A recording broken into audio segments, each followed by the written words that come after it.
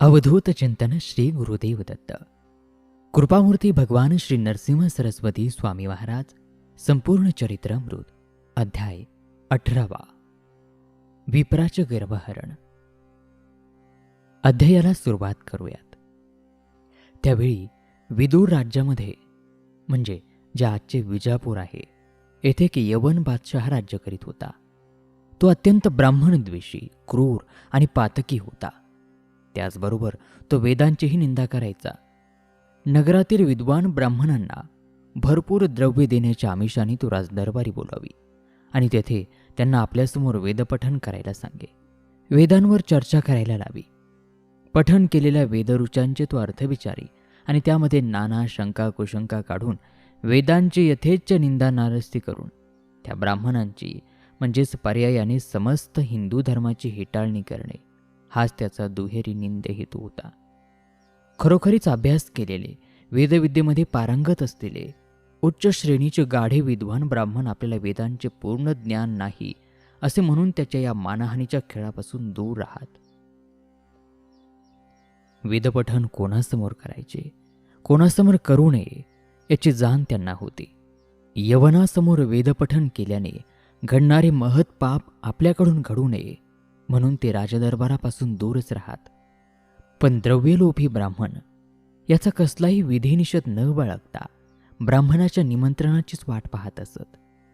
आसपासच्या सर्व राज्यातील ब्राह्मणांच्या कानी ही बादशहाची कीर्ती आली. वेदांचा तुटपुंज अभ्यास केलेले 2 लोभी ब्राह्मण बादशहाकडून अगणित द्रव्य मिळवण्याची ही सुवर्ण संधी साधायचीच अशा निश्चयाने परगावाहून या राज्यामध्ये आले. येताना त्यांनी बरीच जयपत्रे सोबत आणली. ते बादशहाला भेटून म्हणाले, आम्ही विद्वान ब्राह्मण असून आम्ही 4ही वेद पूर्णार्थाने जाणतो. गावोगावीच्या ब्राह्मणांना पराजित करीत आम्ही येथे आलो आहोत.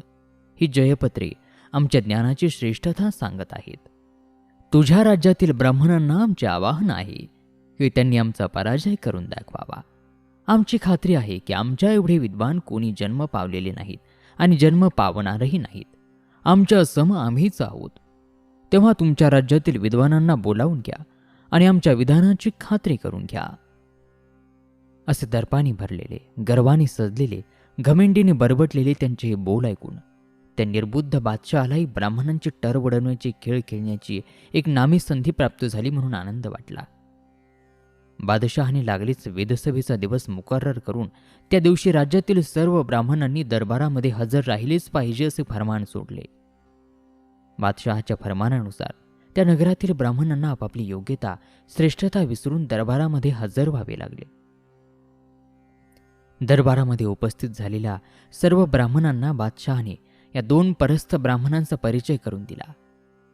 बादशहाला या 2 ब्राह्मणांनी आपला परिचय करून देताना जे जे काही सांगितले होते तेच त्याच शब्दामध्ये बादशहाने उपस्थित ब्राह्मणांना ऐकवले आणि तो म्हणाला, आपल्या राज्यातील जो कोणी ब्राह्मण यांचा इथे माझ्यासमोर वेदविद्येमध्ये पराजय करील त्याला अगणित धन आणि असामान्य मानमरातब मिळेल.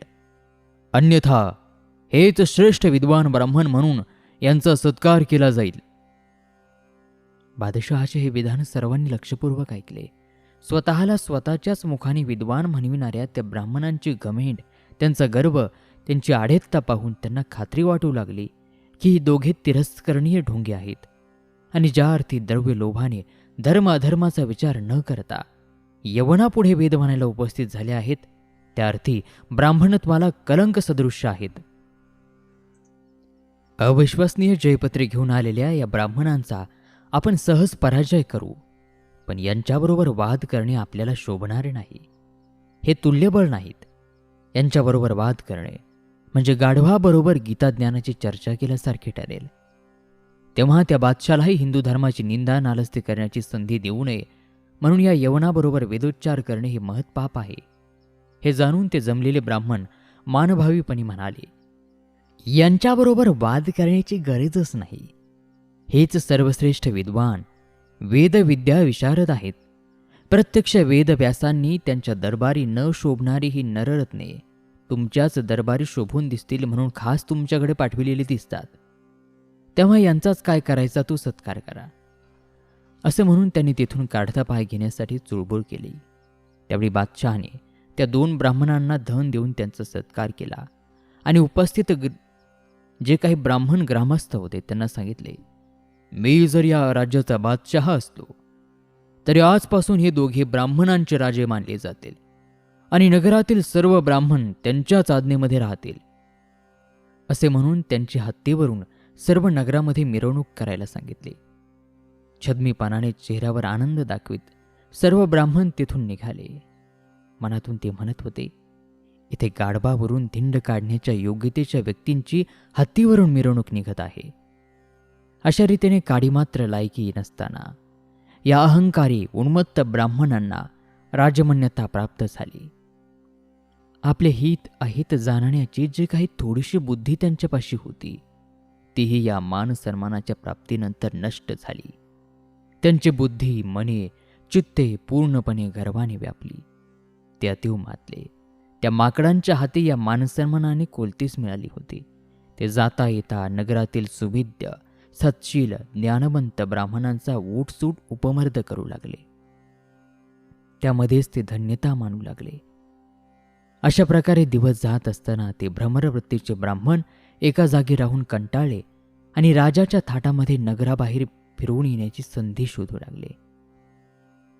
एके दिवशी ते बादशहाला म्हणाले, जहांपना, आसपास सर्वत्र आमची कीर्ती गाजत असली तरी आमच्याशी वादविवाद करू शकेल अशी एकही व्यक्ती आमच्या दृष्टीपथात येत नाही. हे असामान्य अगणित ज्ञान मिळवण्यासाठी अकारण आयुष्यभर प्रयत्न केले असे आता आम्हाला वाटू लागले आहे. आपण जर कृपावंत होऊन परवानगी दिलीत तर आम्ही दूरदूरच्या राज्यामध्ये जाऊन तेथील विद्वानांना आवाहन देऊ, त्यांचा पराजय करू आणि आमची कीर्ती उंचावून तुमच्या कीर्ती मुकुटातही तुरे करू. तेव्हा खोमिंदांनी कृपा करून या आपल्या सेवकांना परवानगी द्यावी. त्या ब्राह्मणांनी अशा प्रकारे बादशहाची परवानगी मागताच बादशहाकडून त्या आनंदाने त्यांना परवानगी दिली गेली. बादशहाने त्यांना पालखीतून प्रवास करायला आणि आवश्यक वाटतील तितके सेवक बरोबर न्यायला परवानगी दिली. तेथील रिवाजानुसार कमरेमध्ये वाकून जमिनीला हात लावून त्यांनी बादशहाला कुरणीसाद केला आणि आपल्या महाली परतले. दुसऱ्या दिवशी अति आनंदाने त्यांनी त्या नगराची सीमा ओलांडली. नगरातील ब्राह्मणांना अत्यानंद झाला. त्यांनी ही पीडा एकदाची निघून गेली म्हणून खाजगीरित्या छोटासा आनंदोत्सव साजरा केला. गावोगावी ते गावाबाहेरील मोकळ्या मैदानामध्ये राहुट्या उभारून मुक्काम करीत सेवकांच्या मदतीने गावातील विद्वान ब्राह्मणांची माहिती काढीत. सोबतच्या स्तुतिपाठकांकरवी आपण कोण आहोत, किती विद्वान आहोत, आतापर्यंत किती जयपत्रे प्राप्त केली आहेत हे त्यांना कळावे अशी व्यवस्था करून वेदविषयांवर वादविवाद करण्याला त्यांना बोलावी. या विद्वान ज्ञानी ब्राह्मणांना आपला जय झालेला पाहण्यात किंवा पराजय पाहण्यामध्ये रस नव्हता. ते त्यांच्या राहुट्याकडे कोणत्याही लोभाने अथवा हेतूने फिरकतही नसत. ते बोलावूनही येत नाहीत. याचा ते आपल्या तोडीचे नसल्याने पराजय होईल या भीतीने आपल्या समोर येत नाहीत, कचरत आहेत असा अर्थ लावून ते दोघे उन्मत्त ब्राह्मण त्यांच्याकडून जयपत्र लिहून मागत. ते विद्वान ब्राह्मणही कसली खळखळ न करता गावातून ही घाण एकदाची निघून जावी म्हणून त्यांना जयपत्र लिहून देत. अशा प्रकारे जयपत्रे घेत घेत त्यांचे भ्रमण चालू होते. होता होता ते कुंभसी ग्रामी येऊन पोचले. प्रवासामध्ये त्यांच्या कानी आले होते की कुंभसी गावाशेजारील जंगलामध्ये त्रिविक्रम भारती नावाचा वेदशास्त्रांमध्ये अग्रगण्य म्हणून ओळखला जात असलेला एक अत्यंत विद्वान महामुनी सर्व संघ परित्याग करून संन्यासी होऊन राहिला आहे. हे सगळं कळताच त्यांनी आपला मोर्चा त्रिविक्रम भारतीकडे वळवला. या महामुनीला आपला बडेजाव दाखवून प्रथम थोडा नमवावा म्हणून त्यांनी आपल्या राहुट्या संन्याशाच्या झोपडी शेजारी उभ्या केल्या. नेहमीच्या प्रथेनुसार त्यांचे ते लोभे स्तुतिपाठक महामुनीच्या झोपडीभोवती चक्रा मारू लागले. वेदशास्त्रामध्ये अत्यंत प्रवीण आहोत असे भासवणाऱ्या या 2 ब्राह्मणांची कीर्ती संधी साधून महामुनीच्या कानावर घालावी आणि प्राप्त केलेली जयपत्रे त्यांना दाखवून त्यांच्यावर काय परिणाम होतो हे त्यांना पाहायचे होते. पण ध्यानामध्ये मग्न असल्यामुळे बेशुद्ध अवस्थेमध्ये असल्याप्रमाणे भासणाऱ्या या संन्याशाच्या जवळ जाण्याचे धैर्य त्यांना होईना. म्हणून शेवटी कंटाळून त्यांनी तो नाद सोडला. स्तुतिपाठकांकडून अपेक्षित कार्य न झाल्यामुळे ते उन्मत्त ब्राह्मण खवळले आणि दुसऱ्या दिवशी सकाळीच त्यांच्याकडे स्वतः जाण्याचा निर्णय त्यांनी घेतला. दुसऱ्या दिवशी सकाळी हे उन्मत्त ब्राह्मण मुनिराजांसमोर येऊन उभे राहिले आणि म्हणाले, हे जोगड्या, स्वतःला तू विद्वान म्हणवतोस काय? चल, तुझी विद्वत्ता काय आहे ती आम्हाला दाखव. आमच्या समोर तुझ्या गमजा चालणार नाहीत. तू 3 वेद जाणतोस असे समजून या टिसभर गावाने तुला डोक्यावर घेतले. अरे मूर्खाचाच गाव आहे हा. येथील मूर्खांनी तुला आमच्यातला विद्वान ठरवलेला दिसतो आहे. आम्ही तुझ्या या ज्ञानाचा फुगा आता फोडतो पहा. चल, आता सबबी न सांगता, वेळ न गमावता आमच्याबरोबर वेदशास्त्रावरील चर्चेला वादविवादाला तयार हो. आमचा पराजय तरी कर, नाही तर स्वहस्ते आम्हाला जयपत्र लिहून दे.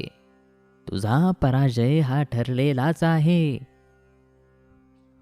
सौजन्य, सभ्यता, शिष्टाचार यांना जुगारून देणारे आणि कमालीच्या उद्धटतेने बरबटलेले ते बोल ऐकून महामुनींना फार आश्चर्य वाटले. पण जराही विचलित न होता अथवा प्रक्षुब्ध न होता महामुनी उत्तरले, शांत व्हा. संतापाने आरोग्याला हानी पोहोचते. 3 तर सोडाच, पण एकाही वेदाचा माझा अभ्यास नाही. तुम्ही म्हणता एवढा जर मी ज्ञानी असतो तर असा हा जंगलामध्ये भिक्षेवर उदरनिर्वाह करून का राहिला असतो? तुमच्यासारखाच राजाश्रयाने वैभवात नसतो का लोळलो? तुमचा कोणीतरी गैरसमज करून दिलेला दिसतो आहे. तेव्हा कृपया येथे आपला अमूल्य वेळ घालवू नका. अन्य कोणी तुल्यबळ पहा. मी हरलो काय आणि जिंकलो काय त्याने मला काहीच फरक पडत नाही. पण तुमच्या दृष्टीने जय अति महत्वाचा. तो जय तुल्यबळाला हरवून झालेला पाहिजे. तेव्हा जरा विचार करा आणि माझ्यासारख्या अडाणी माणसाचा नाद सोडा आणि तुल्यबळाला शोधा. महामुनीचे हे शब्द ऐकून ते उन्मत्त ब्राह्मण म्हणाले, आम्हाला तुल्यबळ असा पृथ्वीवर कोणी नाही. आम्ही संपूर्ण राष्ट्र फिरलो आहोत. ही पहा आमची सगळीकडची जयपत्रे. असे म्हणून त्यांनी आपल्याकडची जयपत्रे महामुनी समोर आपटली आणि पुढे म्हणाले, तू एक तुल्यबळ आहेस असे समजून आम्ही येथे आलो होतो. पण आमची तर येथे निराशा झाली. तुला तर हे काही वेदाचे ज्ञान नाही. पण काही हरकत नाही. आम्हाला तुझ्या जयपत्राशी कर्तव्य. तेवढे जयपत्र लिहून दे. मागाहून कोणी म्हणायला नको की अमुक एक विद्वान असताना त्याचे जयपत्र नाही म्हणून. तुला या भागातील लोक विद्वान समजतात, तेव्हा आम्हाला तुझ्याकडून जयपत्रही घेतलेच पाहिजे. हां, द्यायचे नसेल तर आमच्याशी वाद कर. तुझा पराजय झाल्यावर मात्र आम्हाला ते दे. आमची तयारी आहे. हे त्यांचे उत्तर ऐकून महामुनींनी विनयपूर्वक पुन्हा एकदा त्यांना आपला नाद सोडायला आणि पुन्हा तुल्यबळापाशी जाऊन अथवा ज्याला जय आणि पराजय यामध्ये स्वारस्य आहे अशापाशी जाऊन आपले मनोपसित पूर्ण करायला सांगितलं. पण त्या उर्मटांनी आपला हट्ट कायम ठेवला आणि ते महामुनींचा पिच्छा काही सोडिनात. महामुनी आपल्याला घाबरले आहेत, पराजय होईल म्हणून कच खात आहेत आणि मानहानी टाळावी म्हणून जयपत्र देत नाहीत, असा सोयीस्कर अर्थ त्यांनी या विनवणीचा लावला. त्यांना दोषाने देत, त्यांच्याशी उर्मटपणे बोलत त्यांनी आपला तोच एका कायम ठेवला. महामुनी या सर्व प्रकाराने कंटाळले आणि मनामध्ये म्हणू लागले, यांना श्रीगुरूपाशी नेऊन यांच्या या उद्धटपणाला व्यवस्थित चपराक दिली पाहिजे आणि त्यांना त्यांची योग्य जागा दाखवली पाहिजे. त्यांनी मदांध होऊन अनेक ब्राह्मणांना तुच्छ लेखून अपमानित केले. यांना शासन हे दिले गेलेच पाहिजे. ते एक आपले सामाजिक कर्तव्य आहे. असा विचार करून ते ब्राह्मणाला म्हणाले, तुम्हाला माझा पराजय करून जयपत्र हवे ना? मग माझ्याबरोबर गाणगापुराला चला. तेथे माझे श्रीगुरू आहेत. त्यांच्यासमोरच काय ते यथायोग्य काढू द्या. हे ऐकून उतावीळ होऊन ब्राह्मण म्हणाले, हो हो, आम्ही तयार आहोत. आत्ताच चल आम्हाला घेऊन. कसला आहे श्रीगुरू? तुझ्यासारखाच तो पण डरपोक असणार. त्याचेही जयपत्र तुझ्या जयपत्राबरोबर घेता येईल. त्यांचे हे श्रीगुरूंबद्दलचे अनादराचे तुच्छतेचे बोल ऐकून महामुनी अतिशय संतापले. पण त्यांनी पुढील कार्यभागावर लक्ष ठेवून तो संताप प्रयत्नपूर्वक आवरला आणि त्यांना घेऊन ते निघाले.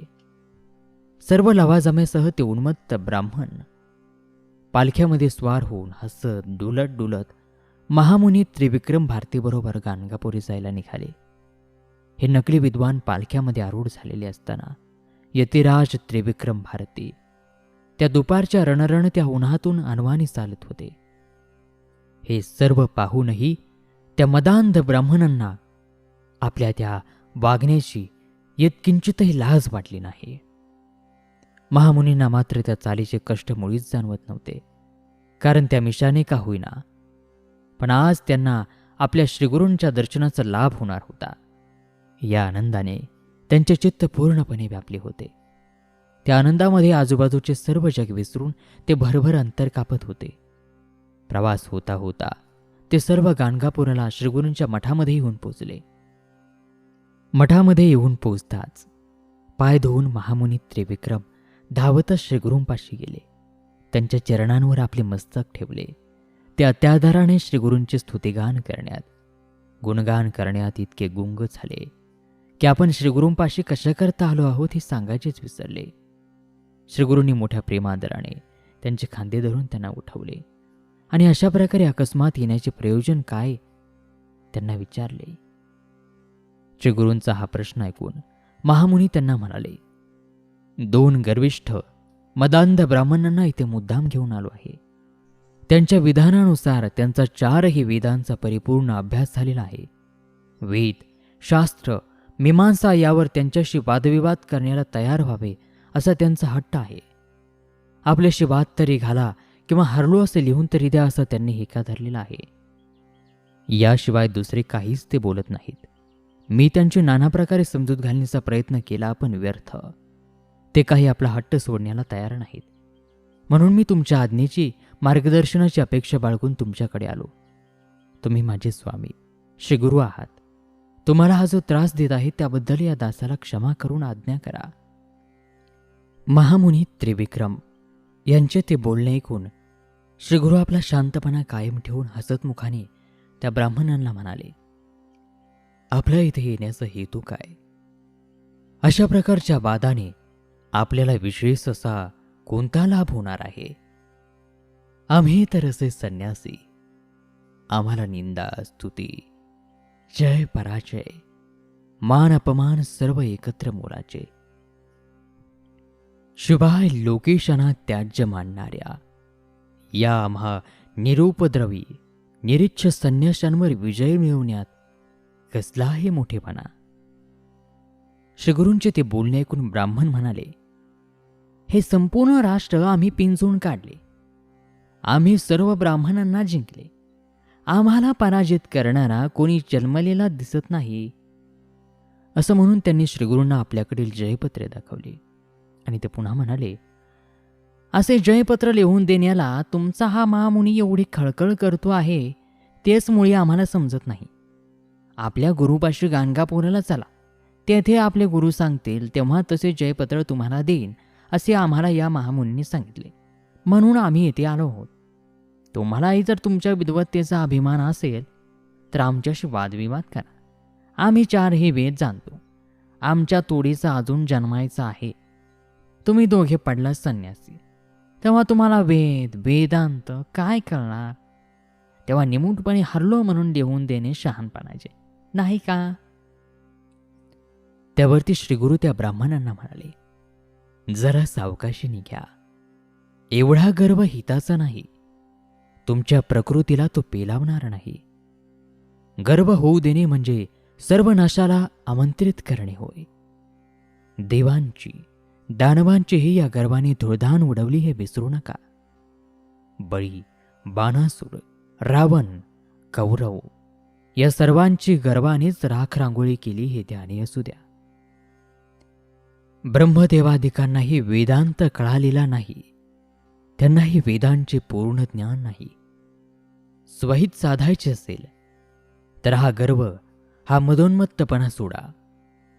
वेदांचे प्राथमिक ज्ञान तरी आपल्यापाशी आहे का याचा प्रामाणिक अंतःकरणाने आत्मपरीक्षण करून प्रथम शोध घ्या. त्यातच तुमचे हित आहे.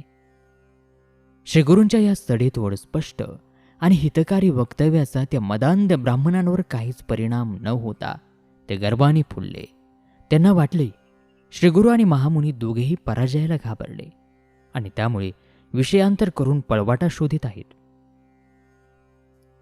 या विचाराने त्यांच्या मनाला बुद्धीला घेरल्यामुळे त्यांना सुविचार तो कसा सुचणार. त्यांनी आपला हट्ट चालूच ठेवला.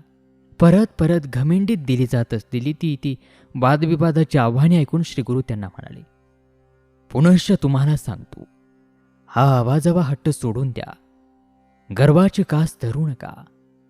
तुमचा विनाश काळ मला दिसतो आहे, म्हणून तुम्हाला ही विपरीत बुद्धी होत आहे. अजून वेळ गेलेली नाही, तोपर्यंत सावध व्हा. हा तुमचा व्रताभिमान फार काळ टिकणार नाही. वेद अनंत आहेत. आजपर्यंत वेदांचा अंत कोणालाही गवसलेला नाही आणि यापुढेही गवसणार नाही. पण चतुर्वेदी असल्याचा हा नाहक गर्व तुम्ही का म्हणून बाळगत आहात? पूर्वीच्या 3 युगातील लोक पुण्यशील होती. तत्कालीन ब्राह्मणही आपली कर्तव्य कर्म व्यवस्थितपणे उत्कृष्टपणे करून सदा संतुष्ट राहून त्या काळीच्या राजे लोकांकडूनही वंदिले जात. ते आपले भुसूर हे विशेषण सार्थ करीत. पण दुर्दैवाने कलियुगामध्ये वर्णाश्रम धर्म नष्टप्राय होत चाललेला आहे. सर्व वर्णाचे गुरु म्हणवणारे ब्राह्मण संतोष वृत्ती त्यागून लोभाने वखवकलेले दिसत आहेत. या द्रव्य लोभापायी त्यांना सदाचार सद्विचार यांचा पूर्णपणे त्याग केला आहे. यवनांपुढे ते वेदपठन करण्यास कचरत नाहीत. या सर्वांचा परिणाम म्हणून वेदमंत्रांचे पूर्वापार सामर्थ्य लुप्त होत चालले आहे. पूर्वापारापासून आजपर्यंत एकाही वेदाचा परिपूर्ण अभ्यास करणे कोणालाही शक्य झाले नाही. आणि असे असताना आपण 4 हे वेद जाणतो अशी अवास्तव प्रौढी तुम्ही कशी काय आणि का मिरवता? शुभकल्याणाची आस असेल तरी जिद्द सोडून द्या आणि गर्वाचा त्याग करून विद्वानाला शोभेल अशा विनयाला आश्रय द्या. खऱ्या अर्थाने वेद जाणणारा ब्राह्मण वेदामध्ये सांगितलेल्या आचारधर्मांचे विचारधर्मांचे पालन करणारच. स्तुतीच्या मानाच्या आणि द्रव्यलोभाच्या वगैरे कोणत्याही प्रलोभनाला बळी पडून या आचार विचार धर्माचा त्याग तो कधीही करणार नाही. तुमचे आचरण असे का हे तुम्ही पहा. आचार विचार धर्माचे पालन न करणारे ब्राह्मण वेदांमध्ये वर्णिलेल्या उत्तम गतीला कदापि पोहोचणार नाहीत. ब्राह्मणत्वाला ते तरी मुकणार, पण यथावकाश मनुष्यत्वालाही ते मुकणार. तुम्ही स्वतःला विद्वान म्हणवता, पण विद्या ददाति विनयम हे वचन कधी तुमच्या कानावरून तरी गेले आहे का? विद्या प्राप्तीने विनय प्राप्त झाला पाहिजे.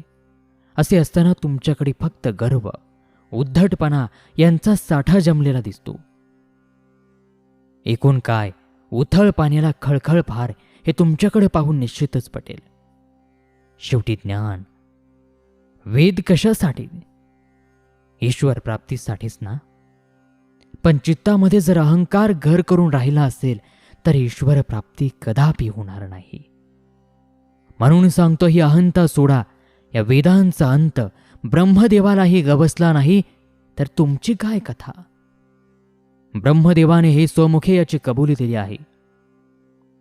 नारायणाने वेदव्यास नामक अवतार घेऊन वेदांची वर्गवारी करून विभाग केले. त्याचे पैल, वैशंपायन, जैमिनी आणि सुमंतू असे 4 शिष्य होते. हे सर्व वेदांचा अभ्यास करण्याला उत्सुक होते. तेव्हा व्यासांनी एक एक वेद नीट शिकवायला कल्पांतापर्यंतचा एक वेळ अपुरा होईल असे सांगून 4ही वेद एकाला शिकणे कसे शक्य आहे त्यांना पटवून दिले. त्यांना थोडा थोडा भाग शिकवला. पहिला पैल ऋग्वेद शिकला, दुसरा वैशंपायन यांनी यजुर्वेदाचा अभ्यास केला, तिसरा जैमिनी यांनी सामवेदाला अभ्यासला, तर चौथा सुमंतू याने अथर्व वेदाचे ज्ञान प्राप्त केले.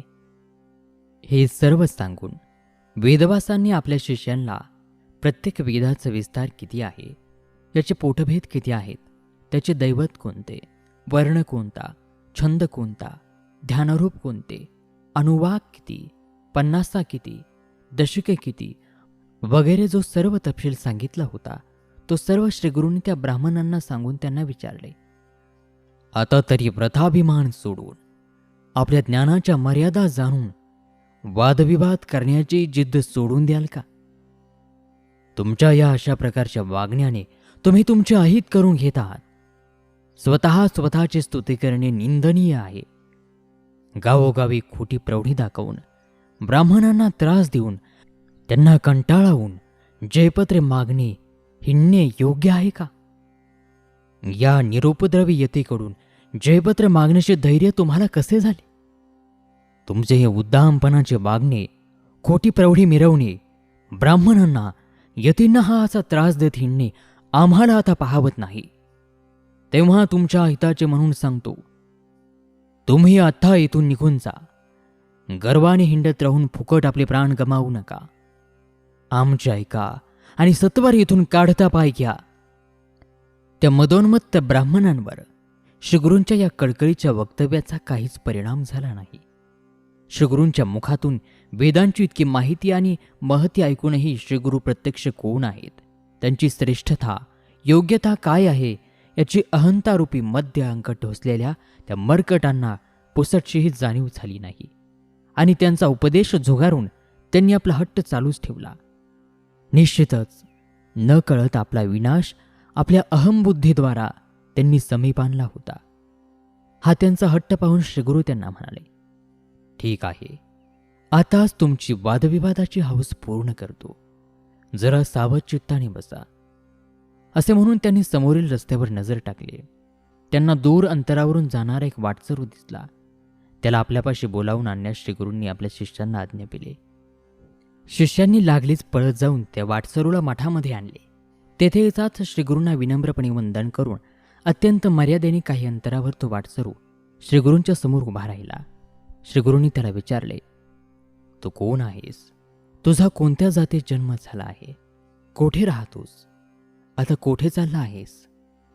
श्रीगुरूंच्या प्रश्न ऐकून तो उत्तरला, देवा, मी हीन जातीत जन्मलो, गावाबाहेर राहतो, मी मांग आहे. आता काही काम मिळते का ते पाहायला चाललोय.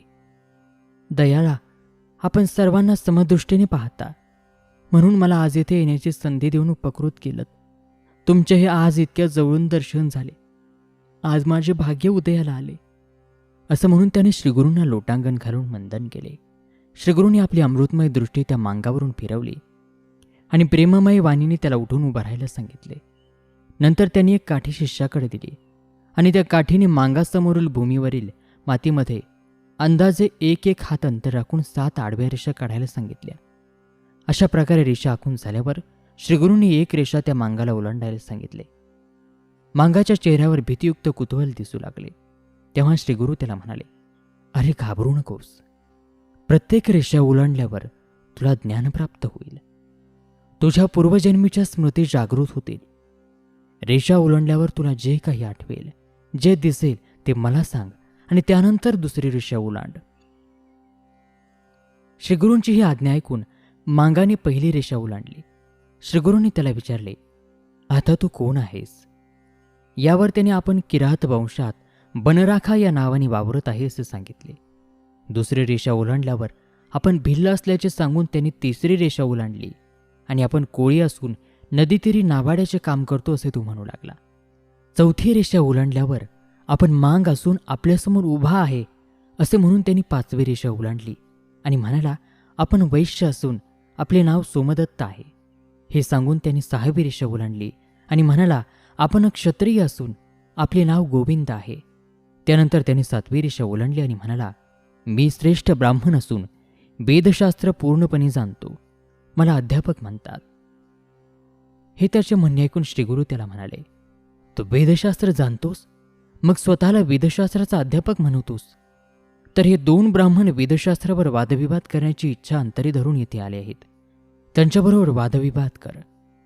असे म्हणून श्रीगुरूंनी सुमंत्रित केलेले भस्म त्याच्या सर्वांगावर शिंपडले. श्रीगुरूंनी याप्रमाणे भस्म शिंपडताच त्याचा देह अपूर्व अशा कांतीने चमकू लागला. चेहरा अलौकिक तेजाने झळकू लागला. तो महाज्ञानी असल्याचे त्याचा चेहरा दर्शवू लागला. मानसरोवरामध्ये बुडी मारल्यावर कावळा जसा सर्वांगाने राजहंसा समान दिसतो तशी त्याची स्थिती झाली. उपस्थित सर्व त्यांच्या नजरेसमोर घडत असलेला हा चमत्कार पाहून विस्मयचकित झाले, स्तंभित झाले. त्यांची मती कुंठित झाली. श्रीगुरूंवरील आदराने, श्रद्धेने, विश्वासाने त्यांचे मने परिपूर्ण भरली. पण या मदांत ब्राह्मणांवर या मानाने हा सर्व प्रकार पाहूनही थोडासा परिणाम झाला. ते थोडेसे गडबडले, पण पुढे काय घडणार या काळजीचा रंग त्यांच्या चेहऱ्यावर हळूहळू पसरू लागला. श्रीगुरूंनी सुमंत्रित भस्म शिंपडल्यावर ज्ञानयुक्त ब्राह्मणत्व प्राप्त झालेला तो मांग श्रीगुरूंना वारंवार मनोभावे वंदन करून त्यांची स्तुतिगोत्रे गाऊ लागला. श्रीगुरूंचा जय जयकार करू लागला. श्रीगुरूंनी त्याला थांबवले आणि भावनांना आवर घालून प्रथम वेदपठन करायचं त्याला सांगितले. ही आज्ञा ऐकताच श्रीगुरूंना शिरसाष्टांग नमस्कार घालून त्यांनी वेदपठनाला सुरुवात केली. अत्यंत शुद्ध उच्चारपूर्वक अस्खलितपणे एकसुरामध्ये खड्या आवाजामध्ये तो धडाधडा रुचा मागून रुचा म्हणू लागला. सर्व उपस्थित आश्चर्याने अवाक झाले. त्यांच्याकडून चाललेले वेदपठन ऐकून त्या मदांध ब्राह्मणांची तर बोबडीच पळाली. त्यांचे कान बधीर झाले. भीतीने त्यांच्या पोटामध्ये गोळा उठला. त्यांचे सर्वांग थरथर कापू लागले. त्यांना आपली नजर वर करविना. वादविवाद करण्याची ती हौस, जिद्द आतल्या आत चिरली. आता आपले काय होणार या काळजीने ते काळे ठेक्कर पडले. थोड्याच वेळापूर्वी आपल्याला स्वर्ग फक्त 2 बोटे उरला अशा भ्रमामध्ये जयपत्राच्या आशेने हवेत तरंगणारे ते मदोन्मत्त अक्षरशः भुईसपाट झाले आणि त्यांनी श्रीगुरूंचे चरण धरले आणि म्हणाले, देवा, दयाघना, आम्ही महापापी आहोत. तुमची योग्यता आम्ही जाणली नाही. तुम्ही परोपरीने केलेला उपदेश मानला नाही. आता आम्ही तुमची क्षमा तरी कोणत्या तोंडाने मागणार? आम्ही लोभाने गर्माने उन्मत्त होऊन हा आमचा विनाश स्वहस्ते ओढवून घेतला. देवादिकांकडूनही वंदिल्या जाणाऱ्या ब्राह्मणांना आम्ही तुच्छ लेखले. पदोपदी त्यांचा अपमान केला. तुमच्या समोरही आम्ही उद्धटपणा सोडला नाही. देवा, आमचे आता काय होणार? केव्हा आणि कुठे आम्ही हे पाप फेडणार? कोण आम्हाला आधार देणार? देवा, तुमच्या अंतःकरणामध्ये दया ओतप्रोत भरलेली दिसत असली तरी आमच्या या पापांच्या राशीचे डोंगर पाहून तुम्ही तरी आम्हाला क्षमा कशी करणार? दयावंत, आम्हाला वाचवा. पूर्णतया पश्चाताप पाहून आम्ही तुम्हाला शरण आलो आहोत. आमचे दोष अपराध मनावर न घेता आमचा उद्धार करा. हरो रुष्टे गुरुस्त्राता गुरो रुष्टे न कश्चन असे भगवान शंकरांनी सांगितले आहे. तेव्हा दयाळा, तुम्ही आम्हाला वाचवा. कृपा करा दयाळा, कृपा करा. अशी अत्यंत आर्ततेने अश्रू ढाळीत ते श्रीगुरूंची विनवणी करू लागले. ही त्यांची पश्चातापूर्वक अंतकरणे मनपूर्वक केलेली याचना ऐकून श्रीगुरू त्यांना म्हणाले, तुम्ही ब्राह्मण निंदेचा अतिरेक केला. या महामुनी त्रिविक्रम भारतीला त्रास द्यायला तुम्ही कचरला नाहीत. याशिवाय अनेक पाप तुम्ही केलीत. तुमचे अपराध तुम्ही मान्यच केलेत, पण या पापाचे फळ भोगल्याशिवाय भटकत राहाल. तुम्हाला तुमच्या कृतीचा पश्चाताप झाला असल्यामुळे 12 वर्षांनी तेथे एक ब्राह्मण फिरत फिरत येईल. तो तेथे शुक्ल नारायण सूक्ताचे पठण करेल. ते सूक्त मनोभावे ऐकल्यावर तुमच्या सर्व पापांचा विनाश होऊन तुमचा उद्धार होईल. असे सांगून श्रीगुरूंनी त्यांना अन्यत्र कोठेही न जाता लागलीच गंगा किनारे जायला सांगितले. श्रीगुरूंना मनोभावे वंदन करून त्यांच्या आज्ञेनुसार ते दोघे ब्राह्मण गंगा किनारे जायला निघाले. वाटेमध्ये त्यांच्या छातीत वेदना सुरू झाल्या आणि गंगा किनारी पोहोचताच त्यांचे प्राणोत्क्रमण झाले. केलेल्या कर्माचे प्रायश्चित्तही भोगावेच लागते. ते भोगल्याशिवाय सुटका नसते. गुरुभक्तीने, ईश्वर सेवेने अथवा कितीही आर्ततेने ईश्वराची किंवा गुरुची करुणा भागले तरी सुद्धा दुष्कर्माचे प्रायश्चित्त भोगणे चुकत नसते. फक्त या भक्तीने, सेवेने, आर्त विनवणीने प्रायश्चित्त भोगताना ज्या यातना होतात, जे दुःख होते त्याची तीव्रता कमी होते. प्रायश्चित्त भोगण्याचा कालावधी कमी होऊ शकतो. या यातना, ते दुःख सहन करण्याची शक्ती प्राप्त होते आणि या यातना दुःख भोगत असताना बुद्धी स्थिर राहून कोणतेही काही किंवा मानसिक दुष्कर्म घडत नाही. दुर्विचार मनाला, बुद्धीला स्पर्श करत नाही. झालेल्या प्रामाणिक पश्चातापाने ईश्वरानुसंधान टिकून राहते. ही भक्तीने, सेवेने, आर्त विनवणीने प्राप्त झालेली शुद्धोरी पुढील जन्मातही साथ सोबत करते.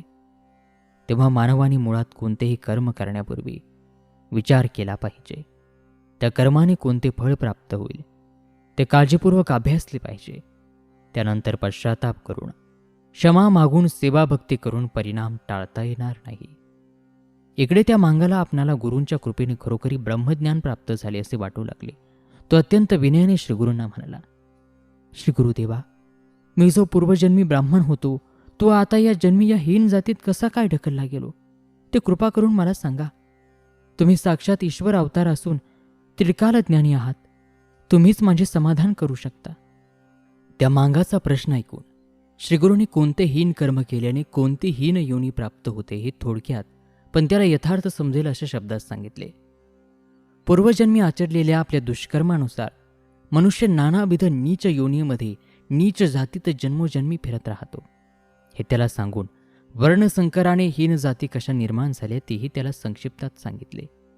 त्यांनी पंचमहापातकांचे वर्णन त्याला समजावून दिले आणि लहान मोठ्या पापांचीही तपशीलवार माहिती देऊन आपल्या कोणकोणत्या कृतीने ती पापे घडतात आणि त्या प्रत्येक पापकृतीचा परिणाम म्हणून कोणते दुःख भोगावे लागते हे पण स्पष्ट करून सांगितले.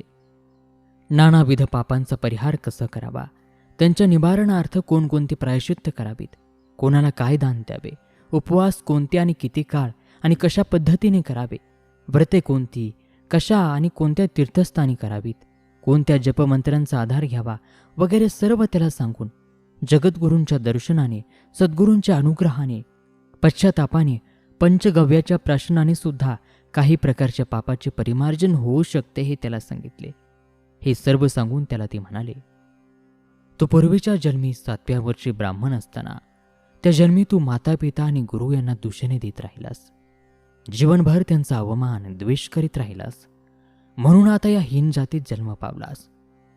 आता तू संपूर्ण महिनाभर या संगमावर स्नान करून काही ईश्वर चिंतन करीत व्रतस्थ राहिलास. तर तुझ्या पापांचा नाश होऊन पुनरपी तू ब्राह्मण योनीत जन्म पावशील. ते ऐकून तो मांग म्हणाला, स्वामी महाराज, मी तर तुमच्या दर्शनाने शुद्ध झालो. तुमच्या या कृपेने प्रेममय दृष्टीने मी ज्ञानी झालो. वेदपठनही करतो आहे.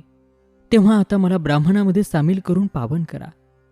त्यावरती श्रीगुरु त्याला म्हणाले, अरे हे कसे शक्य आहे? मांगाचे रक्त मांस तुझ्या शरीरात आहे. मांग असलेला मातापितेच्या पोटी तुझा जन्म झालेला. तेव्हा तुला लोक ब्राह्मण कसे म्हणणार? मी जरी तुला ब्राह्मण मानले तरी हा समाज तसे मानणार नाही. यावरती तो मांग उत्तरला, देवा, लोखंडाला परिसाचा स्पर्श होताच त्याचे सुवर्ण बनते, पण पुनरपी त्या सुवर्णाचे अन्य कोणत्या धातूत रूपांतर कधी झाले आहे का? मी तुमच्या कृपेने पावन झाल्यावर आता ह्या हीन जातीत कसा जाईल? आता मी मांग नाहीच. तुम्ही म्हणजे प्रत्यक्ष ईश्वराने मला पावन करून ब्राह्मणत्व दिल्यावर या ब्राह्मणरूपी मनुष्यांचा मला ब्राह्मण म्हणावीच लागेल. हे त्याचे म्हणणे ऐकून श्रीगुरूंनी त्याला विश्वामित्राची कथा सांगितली. पुराणकाली क्षत्रिय वंशातील गाधी मुनीचा पुत्र विश्वामित्र 60,000 उग्र तपश्चर्येच्या आधारे आपल्याला ब्राह्मण समजून ब्रह्मर्षी म्हणण्याचा आग्रह धरू लागला. इंद्रादी देवांनाही आपणाला ब्रह्मर्षी म्हणा अशी तो विनंती करू लागला. त्या देवादिकांनी त्यांना त्यांचे गुरु वशिष्ठ यांच्याकडे जायला आणि त्यांना विनंती करायला सांगून त्यांनी जर ब्राह्मण मानून ब्रह्मर्षी म्हटले तर आपणही ब्रह्मर्षी म्हणू असे त्यांना सांगितले. ते ऐकून विश्वामित्र वशिष्ठ ऋषींपाशी गेले. आपल्याला ब्राह्मणत्व प्राप्त झाल्याचे का मान्य करावे आणि ब्रह्मर्षी का म्हणावे याबाबतचे आपले विचार त्यांना सांगून ब्राह्मणाला ब्राह्मण मानून ब्रह्मर्षी म्हणा अशी त्यांनी त्यांना विनंती केली. ही त्यांची विनंती वशिष्ठ ऋषींनी अमान्य केली. जरी उग्र तपश्चर्या केली असली तरी जोपर्यंत जन्माने प्राप्त झालेला तामस स्वभावयुक्त क्षत्रिय देह उरला आहे तोपर्यंत क्षत्रिय कुलोत्पन्नाला ब्राह्मण म्हणता येणार नाही असे त्याला सांगून ते म्हणाले, या तुझ्या तपश्चर्येमुळे तुझा देहत्याग झाल्यावर तुझा ब्राह्मण कुळात जन्म होईल, तुझी मुंज होईल, तुला गायत्रीचा उपदेश प्राप्त होईल आणि मग तुला ब्राह्मणत्व प्राप्त होईल. तेव्हा या देहाचा त्याग घडेपर्यंत धीर धर. असा उपदेश वशिष्ठ ऋषींनी विश्वामित्रांना केला. विश्वामित्राने पुन्हा तीच विनंती त्यांच्यापाशी केली आणि ती सर्व प्रयत्नांनी अमान्य झालेली पाहून ते क्षत्रियांना साजेशा संतापाच्या क्रोधाच्या आहारी गेले आणि त्यांनी वशिष्ठ ऋषींच्या 100 पुत्रांचा त्यांच्या डोळ्यात देखत वध केला. पण ब्रह्मज्ञानी वशिष्ठ ऋषी अविचल राहिले. त्यांनी आपली सात्विक विचाराची बैठक कायम राखून त्याला शाप देण्याचा अथवा सर्व शक्तिमान असूनही त्याला कोणतेही शासन देण्याचा विचार सुद्धा केला नाही. डोळ्यांदेखत घडलेले हे क्रौर्य पाहून ते आपल्या मताला चिकटून राहिले. काही वेळाने संतापाच्या भरात त्यांचाच वध करण्याच्या हेतूने त्यांच्या डोक्यावर हाणण्यासाठी विश्वामित्र एक भला मोठा दगड घेऊन तेथे आले. पण यांचा जर आपण वध केला तर हे आपणाला ब्रह्मर्षी म्हणू शकणार नाहीत, आणि यांनी जर आपल्याला ब्रह्मर्षी म्हटले नाही तर अन्य कोणीही म्हणणार नाही. या विचारासरशी त्यांनी तो दगड तेथेच टाकला. वशिष्ठ ऋषी त्यांची कृती शांत चित्ताने पाहत होते. त्यांच्या 100 पुत्राचा वध केल्यावरही त्यांचा वध करण्याचा केलेला प्रयत्न पाहून ते शांत राहिले, आणि ते आपल्या प्रामाणिक मताला चिकटून राहिलेले पाहून विश्वामित्रांना त्यांच्याविषयी आदर वाटू लागला. आपल्या कृतीचा प्रतीचा तिरस्कार वाटून पश्चाताप त्यांना जाळू लागला. ब्राह्मणत्वाच्या व्याख्येत हे वर्तन बसत नाही हे त्यांना उमजलं, आणि शर्मेने पश्चातापाने त्यांची मान खाली झाली. अंतरज्ञानी वशिष्ठ ऋषींनी त्यांची मनातली खळबळ जाणली. त्यांनी केलेल्या प्रदीर्घ तपश्चर्येमुळे त्यांच्या विशाल अंतःकरणामध्ये त्यांना आदराचे स्थान प्राप्त झालेले होते. तेव्हा ब्रह्मर्षी विश्वामित्रा, जवळ ये असे ते विश्वामित्राला म्हणाले. हे शब्द ऐकताच संतोषाने धावत जाऊन विश्वामित्रांनी वशिष्ठ ऋषींचे चरण धरले आणि त्यांना आपल्या घरी अन्न घेण्याचा आग्रह केला. वशिष्ठ म्हणाले, स्वतःच्या मस्तकावर सूर्याच्या तेजाग्नीचे जर अन्न शिजवलेस तरच ते अन्न मी घेईल. विश्वामित्रांनी ते मान्य केले. आपल्या तपश्चर्याच्या सामर्थ्याने विश्वामित्रांनी सूर्याची उष्णता आपल्या मस्तके आकर्षित केली आणि अन्न शिजवले. त्या सूर्याच्या प्रचंड उष्णतेने त्यांच्या देहाचे भस्म झाले. त्यांना नवीन देह प्राप्त झाला आणि मग सर्वजण त्यांना ब्रह्मर्षी विश्वामित्र म्हणू लागले. ही विश्वामित्राची कथा त्या मांगाला सांगून श्रीगुरु म्हणाले, तो पण या देहाचे विसर्जन होईपर्यंत थांब. त्यानंतर निश्चितच तुझा ब्राह्मण कुळात जन्म होईल आणि तुला सर्वजण ब्राह्मण समजतील.